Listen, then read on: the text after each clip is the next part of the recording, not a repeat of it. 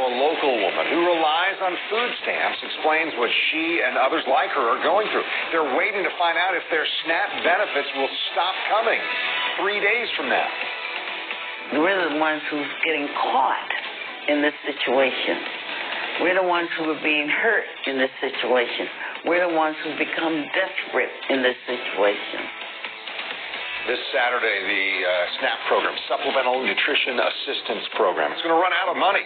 It's federally funded, so that ongoing gridlock in Washington, D.C., it could prevent millions of people from receiving the assistance they need to put food on the table. Democratic lawmakers in Florida are asking Governor DeSantis to declare a state of emergency for the people on the verge of losing their access to SNAP benefits November 1st. News for Jax reporter Eric ABAWD joining us live in studio tonight. And Eric, I know you spoke with this Jacksonville woman. She's one of those 3 million Floridians who rely on food stamps. Yeah, Kent, the woman I spoke with is a disabled retiree living on a fixed income. Now, she requires more high-quality protein and carbohydrates because she's diabetic. She says it's already hard enough to purchase different meats at the grocery store with only $82 in SNAP benefits she receives every month. But now she's on the verge of not having any money for foods while the government shutdown remains in place. 73-year-old Vanessa Lockett already has a tough time being disabled, living on a fixed income and relying on SNAP benefits, commonly known as food stamps, to pay for food. Is it difficult? Yes. Am I worried? Yes. She's worried because the current federal government shutdown threatens to prevent her from receiving food stamps come November 1st when the SNAP program runs out of money. If food stamps stop in November, I did not save enough food to carry me over because I ate per day. In Lockett's case, that's roughly $2 and some change per day because she only gets $82 per month in food stamps, which is not a lot when you consider the current cost of food at the grocery store. I now buy things like black-eyed peas because it's a dry good and you can mix some meats in it and it can go a lot more longer. The struggle isn't just isolated to Lockett. She says many of her neighbors here inside the Cathedral Terrace apartment building for low-income senior citizens and people with disabilities are also relying on food stamps. Most of the people in here have some kind of condition, so oftentimes we speak of our conditions and how the food is necessary for us. While lawmakers on both sides of Congress are pointing fingers at each other over which party is to blame for the shutdown, Lockett says she blames both sides. Lockett feels that she and others like her are caught in the middle of a war between the two political parties. And I'm not sure how many people can survive the war. And the war is called no food. Trying to make it happen, find us something, so at least tonight for dinner, we make sure the kids aren't hungry. That's Edward Scott, one of the 750,000 Alabamians who could lose their supplemental nutrition assistance during this federal government shutdown. That number comes from Alabama's Department of Human Resources. Good evening. I'm Sherry Jackson. And I'm Carly Lang. Unless a deal is reached in Washington, funding for SNAP will end Saturday. CBS 42's Avery Boyce shares the impact it's already having on families. I've talked with parents who say they rely heavily on SNAP benefits and they still struggle to feed their children. But in 3 days, they lose their SNAP benefits and are scrambling to find another way to put food on the table. Edward Scott says he's praying lawmakers in D.C. will end the government shutdown soon. Please hurry. We need you. Move with God's speed. Help us. Help the community.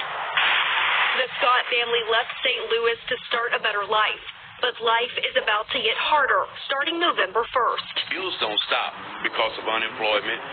We still got to eat, and with the SNAP thing, food stamps, we actually depended on those. So I don't know what the future's going to hold. We're just struggling now and trying to keep one foot in front of the other and just make it happen, trusting God. Edward Scott and his fiancée spent Wednesday going church to church looking for food to feed their 2 young daughters. But even nonprofits are struggling to meet the needs of the community. So I imagine we will see more people coming, and that'll make it even harder to say no because we are simply at capacity. Increasingly worried about losing their federal benefits as the government shutdown will stretch into November. How will I survive the month of November? Sarah Euler lives in Sheboygan and is a food share recipient. She, like many people across the country, faced a looming halt of SNAP program funding. She reached out to TMJ4's Sheboygan County reporter Mackenzie Hamill, hoping to share her story and point others to resources in the area. Right now, I don't have hardly anything in my refrigerator. Just a few items to keep Sarah Euler's stomach from growling. Because the government shut down. Sarah has relied on the SNAP food assistance program for the last 2 years. The recent announcement that money wouldn't be coming in the next month sent her in a tailspin. During this time, deposits are temporarily unavailable. With only 71 cents left in her SNAP account, she's left wondering, how will I survive the month of November? Sarah is one of over 12,000 people in Sheboygan County who depend on SNAP benefits. Over half of those are children, according to data from the Wisconsin Department of Health Services. There's a lot of food pantries who are running out of donations. Local nonprofits and food pantries in the area are preparing for the influx of people. But they need the community's help. Most run strictly on donations. The Sheboygan County Food Bank is asking for help with cereal, canned tuna, pasta, and pasta sauce. We'll have a list of over 24 Sheboygan County-based food pantries on our website at tmj4.com. For now, people like Sarah can only hope for better news. I'm crossing my fingers that it will open in December, the government. In Sheboygan, Mackenzie Hamill. Mom of 4 from Edmond, and she appreciates the help from the food banks and the food pantries, but she worries if it's enough for everybody. It's a whole bunch of confusion. It's a whole bunch of worry. It's a whole bunch of I'm scared. You may remember Casey. She's a mother of 4 who we interviewed earlier this month. She utilizes SNAP benefits and worries about what's next for her family as the federal government plans to freeze those benefits, the same ones she uses to put food on the table. We have a lot of people that are about to go hungry and scared and not knowing what to do. That can cause a lot of issues. So we took her questions and concerns straight to the governor during Wednesday's press briefing. Governor Stitt, I have a question from Casey, who's a mother of 4 in Edmond. She utilizes SNAP benefits. She wants to know, what is your message to Oklahoma families, and is there a light at the end of this situation? You know, I'm like most Americans, I've been really thinking that this thing would solve before November 1st. We're just getting prepared in case it doesn't. I think the pressure is mounting. I believe that Congress is going to vote and fix this. Just tell her to hang in there, and we'll make sure that she has what she needs. I would like to ask him, what are his plans moving forward? We're talking to all of our state agencies, our federal delegation. We've been in constant contact with them, the legislature here in the state of Oklahoma. And he's asking food banks, pantries, nonprofits, and churches to step up. If you need food assistance, that's where you go, to beaneighbor.org.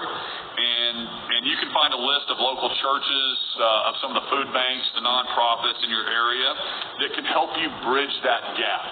Not everybody has the amenities to just go. Not everybody has a car. Not everybody has a home. Not everybody has a refrigerator to bring those things home to. She's also asking, what if you don't have the means to get to a food bank? What if you live in a rural part of Oklahoma? Looking at transportation, we're going to be putting the message out, relying on our partners a lot to communicate with us as well. And we are committed to doing mobile distributions to the home of people that aren't able to.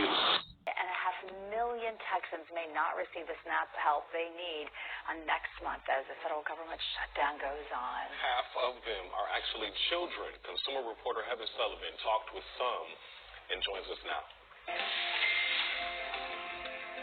Yeah, we talked with 2 women who say they are on medical disability and they depend on the Supplemental Nutrition Assistance Program for food. First, we met Gabrielle Murillo. She tells us she's a single mother of 4 children, all under the age of 7. She shared these photos with us. And she says that she's on medical disability after a surgery and is unable to work. And she depends on SNAP to feed her family. She says that she's already had her SNAP benefits stolen twice this year. We've been reporting on how that's a growing cyber crime right now. But while she says her kids receive free meals at school, she worries about how she'll feed them the week of Thanksgiving or on weekends when there is no school and no benefits.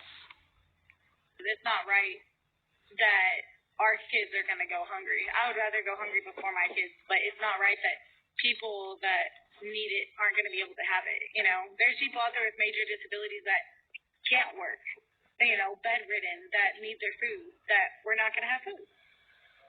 We also talked with Jessica Walston, who says she's also on medical disability and she depends on having food to control her diabetes. Walston says she lives alone with her dog Cowgirl, and she says that her condition prevents her from leaving her house very often.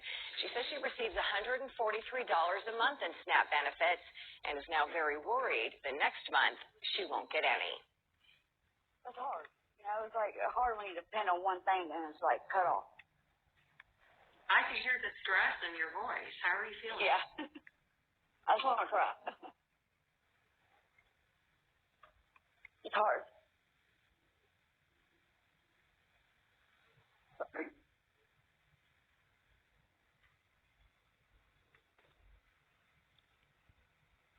Sorry. It's okay. Now I don't got a family I can call on for help. They're all struggling themselves, so it's just me. So you can see there are a lot of families.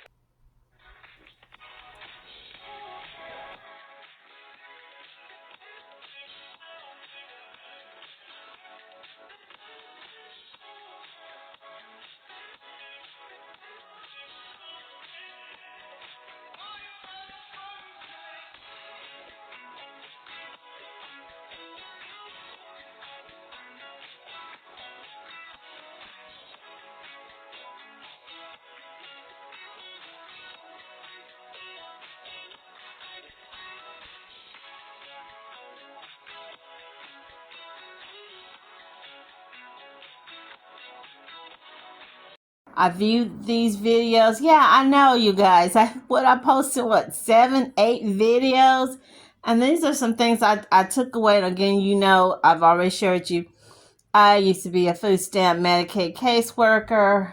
We had a food pantry out of our home. I volunteered at food pantries. Blah blah blah blah blah blah. I worked at other government agencies, law firms. Still have friends work at the food stamp, at the house, and at the child support. Okay, so this is my take. I saw the Oklahoma governor. I think if you notice, I posted a little comment. He looked like he was clueless. The Louisiana governor, he looked like he was clueless. He said he didn't know how the food stamp program worked. He learned something. He was bragging about Trump. He was bragging about how he was able to get this money for his community. It's only going to be for a month, but he was able to get the money for the food stamp for the first few days of the beginning of November for the disabled, the elderly, and they got away, I guess, to their computer to, I don't want to say censor, but they know who are the elderly people. So all these young able-bodied women or single people probably won't get stamps. That's basically what it sounds like he's saying. If you're young and you don't have any kids, you're not going to get anything. If you're disabled and you're by yourself, you will get some. I spoke to one woman who says this can't come at a worse time with Thanksgiving right around the corner. My daughter inboxed me and said, is Thanksgiving still happening? And I'm like, that crushed me. That did it alone. Unico Hall is one of more than 86,000 SNAP recipients in Jefferson County. Hall is preparing for her food assistance to not be there on November 1st. I got $24 left, so where can we go stretch them $24? And I went to Sam's, and luckily I was going to get just like a big pack of meat and put it in Ziploc bags, but luckily they had a lot of $5 deals on chicken and things of that nature, so I was able to get a good little bit for $24. She says that food should last her and her husband about 2 weeks. The SNAP pause will leave more than 700,000 people in the state wondering where their next meal will come from. Some local businesses are making sure their communities are taken care of. Brown's Grocery in Jasper has been a fixture in the city for generations. The store is now offering 10 free kids' meals a day until SNAP benefits are restored. With us being a small-town business, we really get to know our customers. We see them and we speak to them every day. So when you see that someone's in need and you can help, giving away a few free meals is the least that we could do. Something. Hey, you guys, older disabled people, normally they don't get no more than what, $20, $50. I think in one of the videos it showed a lady, she said she gets $80. She get $2 a day. She get more than a lot of people I know. I know a lady personally because she has lupus, and I remember when she was a healthy, young, vibrant lady back in the day when I first was working at Sam's part-time. Her and her mom would come in. She was a dental assistant or something. That girl told me, and I said that girl because she's a couple years younger than me, that she barely gets $30 because her home is paid for. The Oklahoma governor, when the reporter was asking about, you know, what are they going to do about the shut-in people, blah, blah, blah, blah, blah, blah. He was like, he don't know. He had somebody to come on and the other guy talked. The way he sound, like I just said, this sounds like scare tactics. What is scare tactic? The governor basically saying that he's expecting or hoping Trump is going to sign the bill or release the money. They have no plan whatsoever, okay? They looking for the food pantry to do all the work. Guys, the food pantry is over their head. Food pantries don't have enough food for the people right now. The city has a three-part response plan to lessen the impact of this potential hunger crisis on elders, children, and families in Birmingham that rely on SNAP benefits. Food and nutrition is a necessity. It is not a choice. With more than 23,000 Birmingham households relying on SNAP benefits, Mayor Randall Woodfin says the city has no time to waste. The health and well-being of these households relying on SNAP benefits is our top priority. Mayor Randall Woodfin is now asking Birmingham City Council to commit $1 million from the city to support families who will lose benefits come this weekend. That's part one. To make sure no family in our city goes hungry while the federal government is in a shutdown.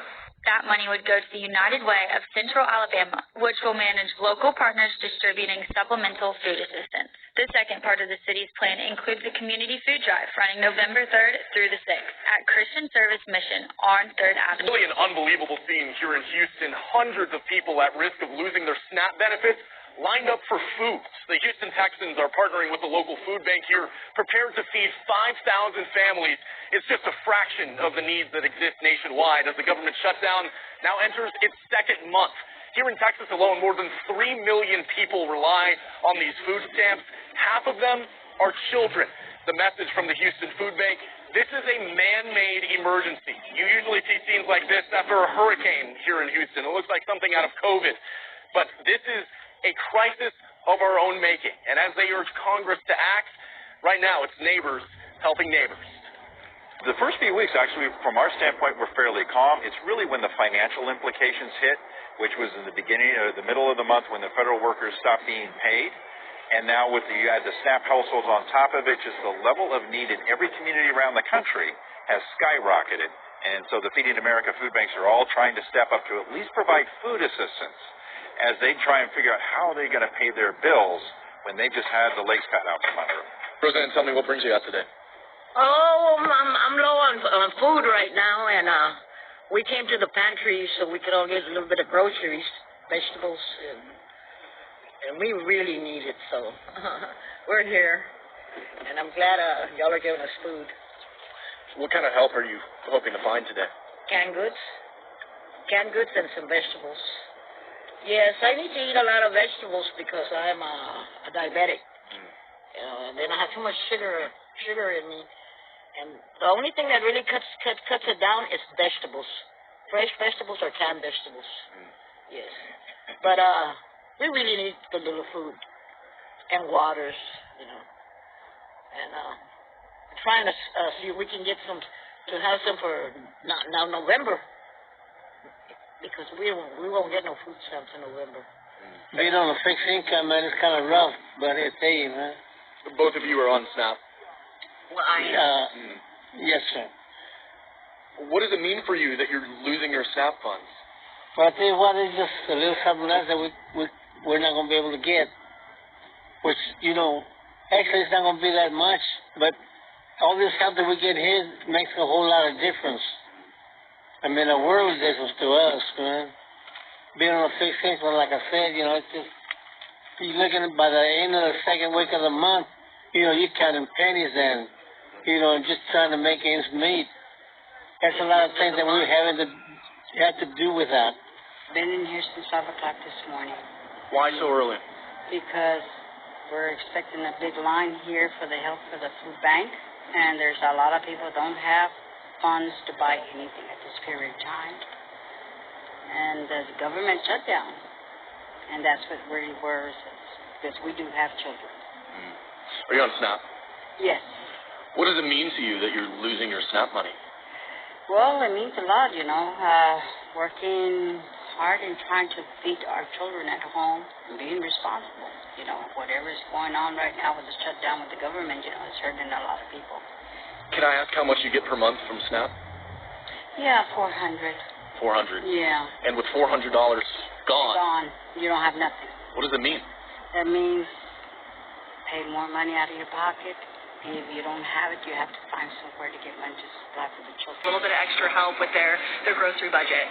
At this Denver area distribution site, hundreds of people are getting free food today. It's a way of stretching their budgets during the government shutdown and the temporary pause on SNAP benefits. When you run out of food money and you're maxed out with the house and the utilities and insurance and paying for gas, and you got to take it all out of your disability, and when you ain't got no food money,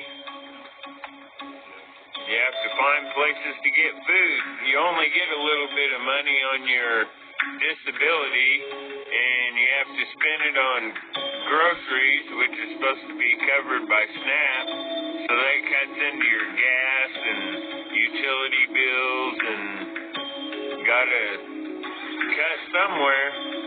And they don't really seem to care. A lot of people who receive SNAP benefits, they are able to use those within the first couple of weeks in the month. By the second half of the month, that is when they see that their benefits are running out. So they are coming to food pantries, to mobile distribution, to really be able to stretch their budget. What we're seeing is because SNAP benefits are on a hold right now, people are coming in the beginning of the month, and that is causing an influx in demand, not only at our distribution, but also at our food pantry partners. They're not getting that much donations right now. Now we have the furlough people. Now we have the people that's not going to get their food stamp. That's going to be a big burden on them. Everybody's is not going to be able to get assistance. You guys, I know people are going to say, well, they waste their food stamps. They sell their food stamp. They give their food stamp card to their boyfriend. They have a taqueria truck. They have a tamale truck. They give their food to the daycare center down the street. They give their food stamp only fixed steak and shrimp when their boyfriend come over and give the kids the Kellogg cereal. Make the kids eat the Kellogg cereal. Let's just go on back to the real deal. Waste in government. Waste in restaurants. That's like 20 times over than whatever little fraud that you think you see people doing. I know for a fact because I know people who work in restaurants. I have worked in the restaurant. I have been in the food business off and on for 20 years. I have seen the waste. I have seen them throw away 3 and 4 baskets of rotisserie chickens. I have seen them throw away canned goods that had nothing wrong with them. I have seen them throw away gumbo, ham, turkey, sandwiches, lunch meat. That's food that could be donated to the pantry. Soup kitchen. Somebody mentioned, and I think it is a good idea to bring back soup kitchens. Let these churches, these pastors who's getting this big old tithes and offering, if anybody noticed, and pay attention to my video, I have not seen Bishop Jakes. I have not seen Paula White. I have not seen Creflo Dollar. I have not seen all of these big time, Kenneth Copeland, John Hay. I haven't seen or heard any of these talk about What is going on? Talking about their plan for feeding their sheep, because that's their job as a pastor, as a sheep herder, to take care of your sheep. I haven't heard anything. And you guys, you know who you are, that's sitting up under these churches like Paula White, Ron Carpenter, all these people who went and supported you know who, and they got that large black membership congregation, and most of those people are Democrats, but they went running over there to you know who. They don't have discernment. They don't have insight. That's part of your job, your requirement as a pastor, to have discernment, to have insight, to be able to see ahead of the people and know what's fixing to happen, to be able to see it and feel it. These people failed the test. They failed the test. I know I'm being messy, but I have to say, I saw a whole lot of overweight, obese people in these videos. They haven't missed any meals. I said what I said. I meant what I said. If Jesus of Nazareth can fast 30 days, 40 days, Moses went up there to speak to the Heavenly Father 40 days. We got Africans going in to the bushes out there herding cattle, whatnot, going without food. I don't understand why these people are acting like they're going to die. The world's going to tumble over, okay? I used to see or do cases where the people get $700-800. Then you getting WIC. If you get $700-800, even if you're getting $500, and you got 1, 2, 3 little kids on the 5, and you getting WIC, I don't understand why that food stamp is not rolling over until the next month. I see these ladies, young, old, grandma, nana, black, white, blue, green, Hispanic, Asian. I rarely see these young women or middle-aged women with coupons. I rarely see them with a list, with a budget. Nobody's using coupons. They even got the kids trying to just throw anything and everything into the basket. That's right, I went there. This is a tip. It's not a tip. I'm kind of mad because it's really more like a trick. Years ago, they had screened a lady telling me, oh, she's expeditable. Expeditable mean when a person's eligible to get their food stamp because they have less than $100 in their bank or in their hand or whatever. Or to me, the way I work my cases is if their bills exceeded their income. So if you made $1,000 for the month and your bills came out to $1,200 or $1,500 a month, I would go ahead and expedite them. Yeah, I got in trouble, but hey, I did pretty much what I wanted to do because my supervisor knew I was a good caseworker. I kept my word and I was professional. Okay, so this chick comes in. She's getting about $1,000 in foster care payment. Meaning she's a foster mother. She had a habit of always missing her appointments because she knew she could come in and be expeditable. And when I told my supervisor I was not going to expedite her because you got $1,000 worth of income. And they said, well, that's exempt. You don't count that in her budget. So she's exempt and she has zero income. So you must give her emergency food stamp. So I had to see her over my other customers, put her ahead at the top, while my other customers who were working had income, and some of them didn't even have as much income as she had, but she got emergency. So I'm not going to say that's a trick, but you got income, but it's considered zero income. It's exempt. We notate it, but that person case is worked like a person who is homeless out on the street. She was in a Section 8 housing place, paid nothing. The only thing she paid was utilities. And some of these people, I'm keeping them real, and you guys who are caseworkers, y'all know the deal. They come in with almost like a bougie attitude. And I don't even want to get into the color thing with some of my clients. I noticed non-black clients would come in like they were better than me. that even though I'm here applying for food stamp, I'm still better than you. I'm just as good as you. I'm more important than you. You better do my case. You better not give me any lip. You better not ask me any kind of questions. Yeah, I had to go there, you guys. I do believe that you guys will get the food stamps.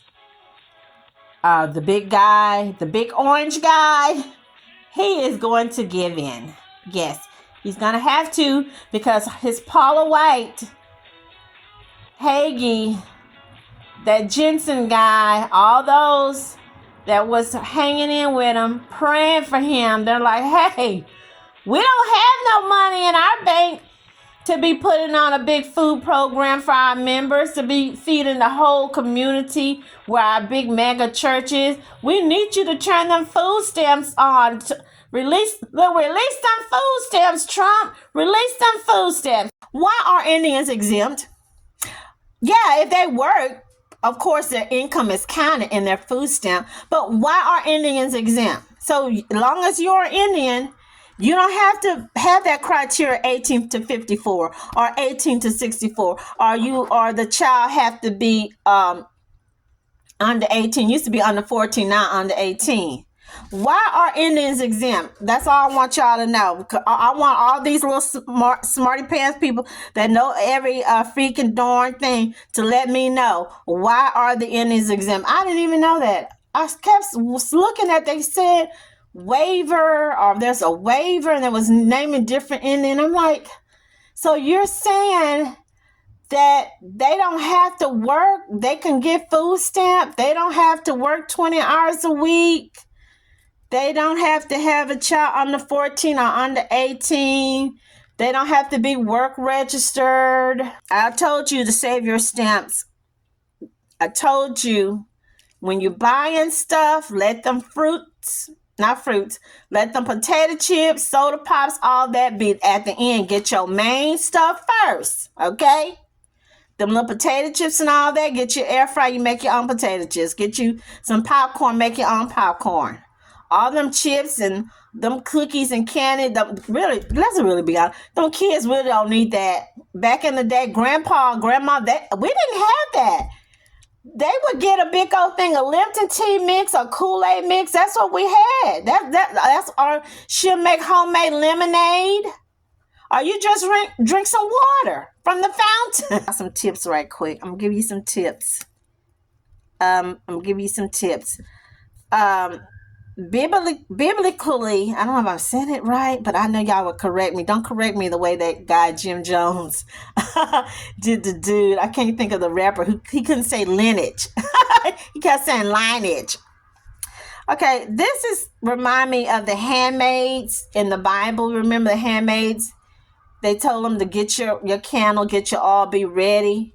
And one of them fumbled the bag. Don't be that one to fumble the bag. And that brings me to the preppers. And watch my video when I talked about the flood happened year before last in North Carolina. How the preppers pretty much predicted all this. And you have to be ready. We in this world. We're not of this world. Stay happy, healthy, and blessed. Walk in the light.